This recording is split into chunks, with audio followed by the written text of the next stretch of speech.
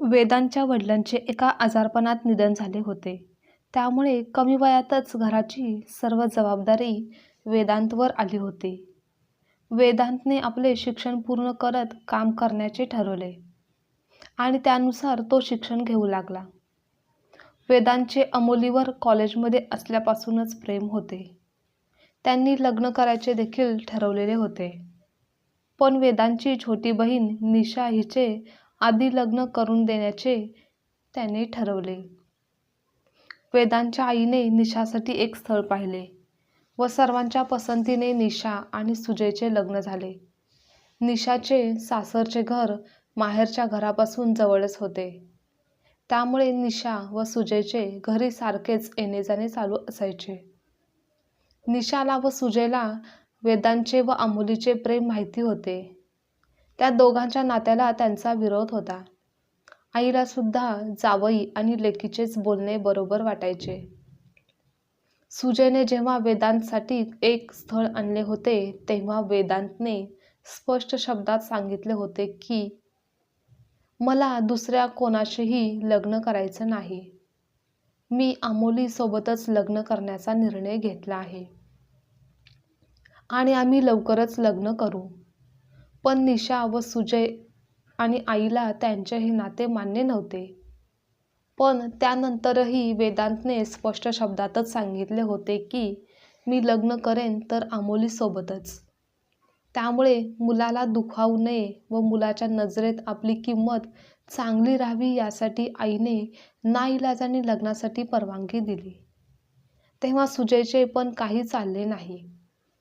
वेदांतला आता चांगल्या ठिकाणी नोकरी लागली आणि त्या दरम्यान अमोलीसुद्धा नोकरीवर रुजू झाली. दोघेही नोकरी करू लागले. अमोली पहिल्यापासूनच स्पष्टवादी होती. तिला अन्याय अजिबातच सहन होत नसे.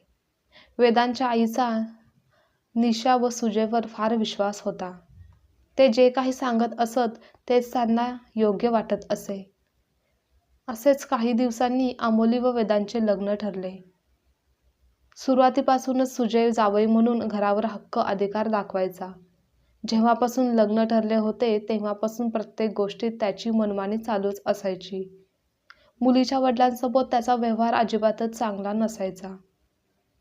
तो नेहमीच अमोलीच्या वडिलांना कमी लेखण्याचा, कमी दाखवण्याचा प्रयत्न करायचा. ते वयाने मोठे असून सुद्धा त्यांच्याशी तो कधीच व्यवस्थित बोलत नसायचा. प्रत्येक गोष्टीमध्ये त्यांना अपशब्द वापरायचा. हे अमोलीला व अमोलीच्या भावाला अजिबात आवडत नसायचे. एके दिवशी अमोली आपल्या आईसोबत बोलत होती. आई, मला निशाच्या नवऱ्याचे वागणे अजिबातच आवडत नाही. ती माझ्या वडिलांशी कसे बोलतात. वयाने ते मोठे आहेत याचे सुद्धा त्यांना भान नसते. मुलाकडचे आहेत म्हणून ते कसेही व्यवहार करतील का? आता जर पुन्हा त्यांनी माझ्या वडिलांसोबत गैरवर्तन करताना मला दिसले तर मी मात्र गप्प बसणार नाही. तेव्हा आई अमोलीला समजावू लागली की तू गप्प बस. या मोठ्यांच्या भानगडीमध्ये अजिबात पडू नकोस. ते मुलाकडचे आहेत.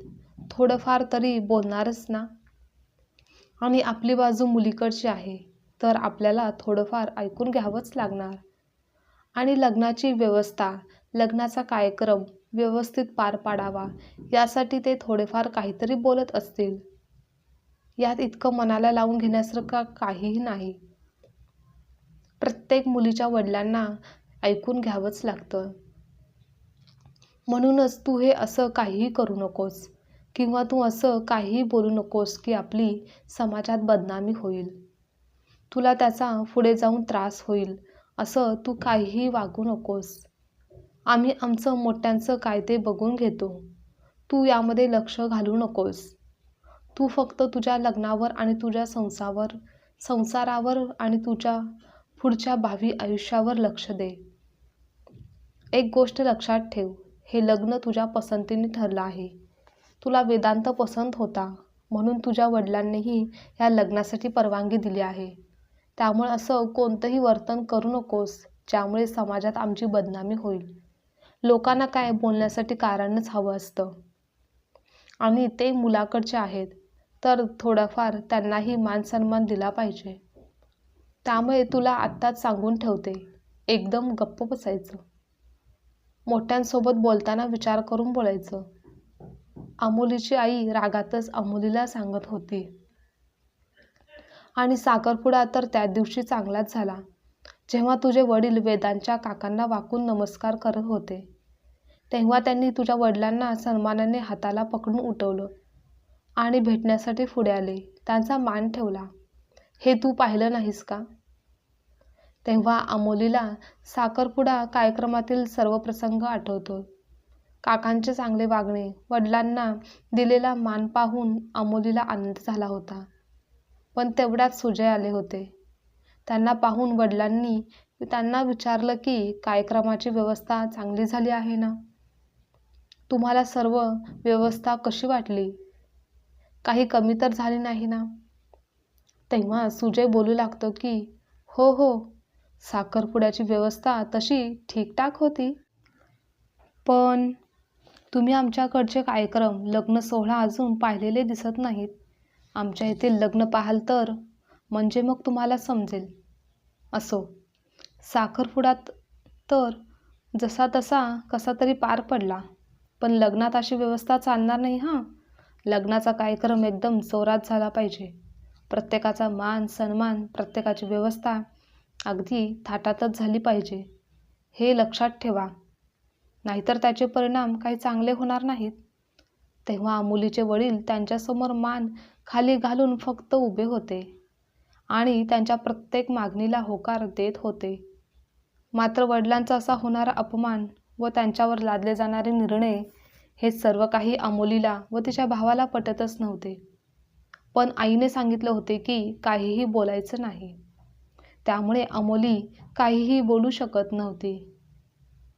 वडिलांचा होणारा अपमान तिला पाहवत नव्हता, पण तरी देखील ती गप्प राहिली. तिचा भाऊसुद्धा काहीतरी बोलणार इतक्यात आईने त्याला मागे खेचलं, त्यामुळे तो सुद्धा काहीही तेव्हा बोलू शकला नाही. त्यानंतर सर्वजण घरी आले.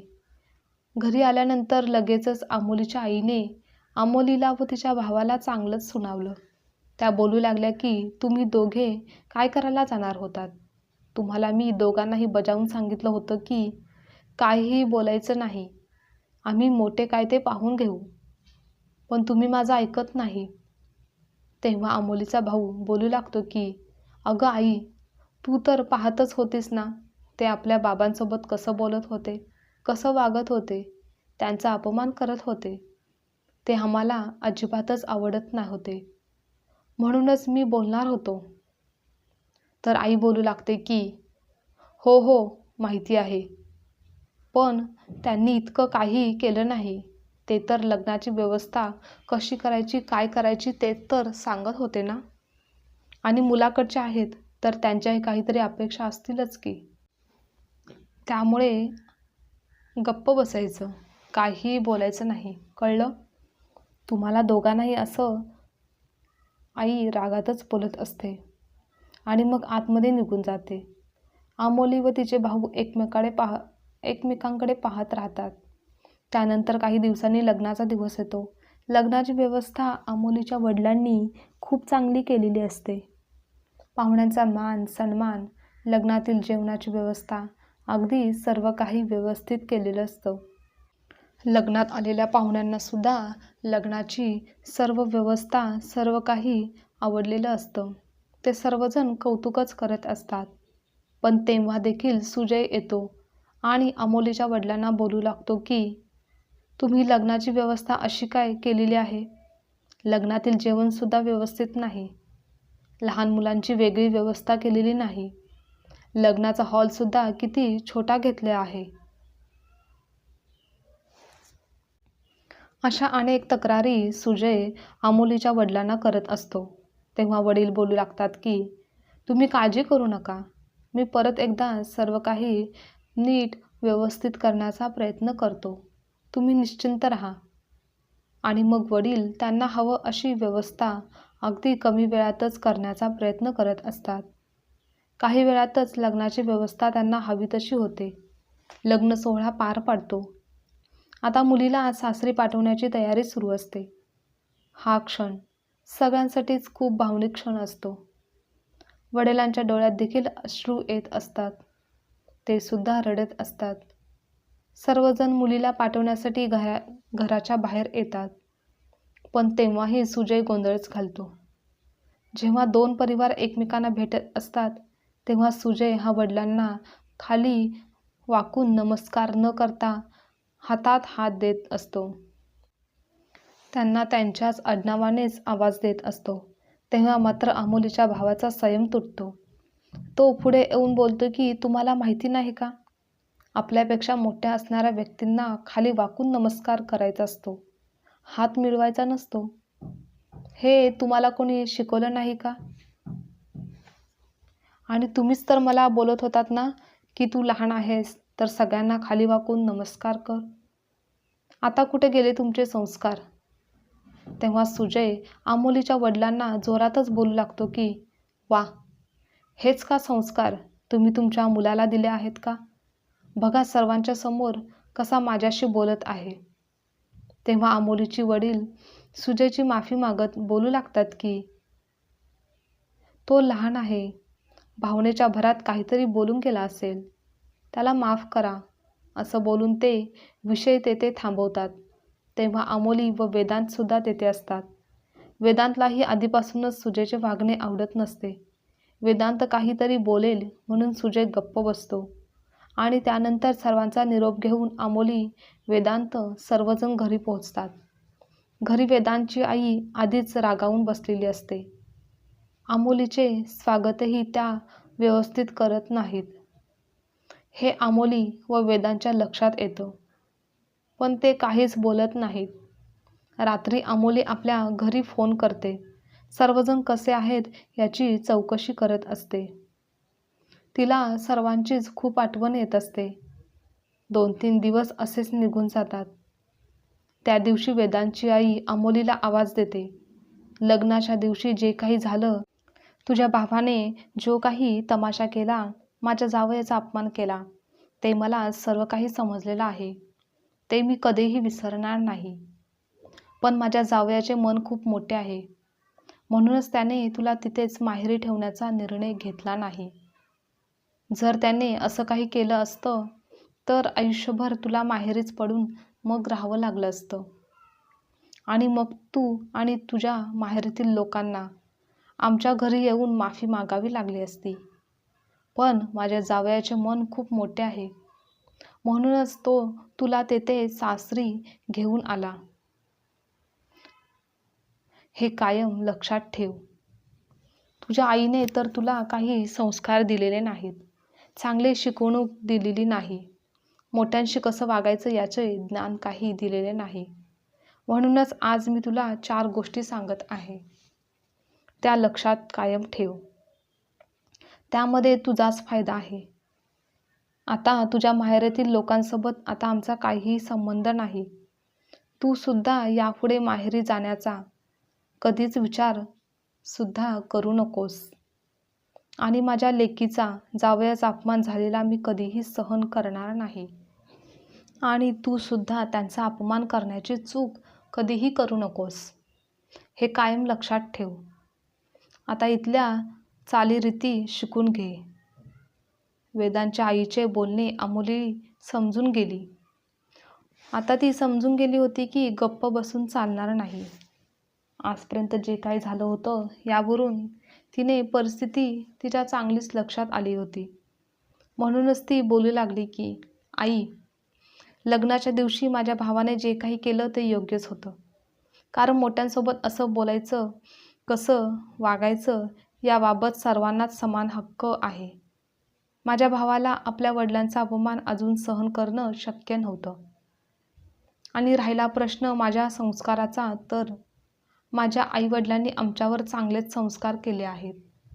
म्हणूनच तर माझ्या वडिलांचा इतका अपमान तुमच्या जावयांनी केलेला असतानाही त्यांना उलट उत्तर द्यायचे नाही, असंच माझ्या आईने शिकवलं आहे.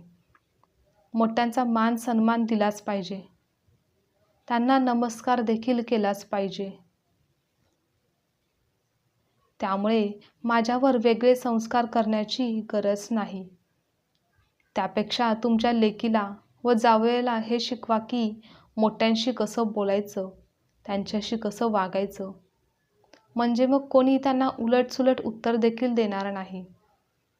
आणि सर्वात महत्त्वाचं म्हणजे तुमची अशी अपेक्षा असेल की मी सर्वांशी चांगलं वागावं, बोलावं, तुम्हाला मान सन्मान द्यावा, तर तो तेवढाच मिळेल जितका मला दिला जाईल. आणि यापुढे कोणीही माझ्या आईवडिलांचा अपमान केला तर ते मी कदापिही सहन करणार नाही. मी कोणासोबतही चुकीचं काही करणार नाही आणि चुकीचं काही सहन देखील करणार नाही, हे लक्षात ठेवा. व यापुढे मला माहेरात कायमचं सोडून येण्याचा विचार पण केला नाही तरच ते चांगलं आहे. असं बोलून अमोली आपल्या रूममध्ये निघून गेली. हे ऐकून मात्र वेदांची आई, बहीण सुजय यांच्या चेहऱ्यावरचा रंगच उडाला. काय बोलावं काय नाही हेच समजत नव्हतं त्यांना. आधीपासूनच वेदांतला सुजयचे वागणे आवडत नव्हते, त्यामुळे आता त्याला गप्पच राहणे योग्य वाटले. आजची कथा तुम्हाला आवडल्यास लाईक, शेअर, कमेंट करा आणि चॅनलवर नवीन असाल तर चॅनलला सबस्क्राईबसुद्धा नक्की करा.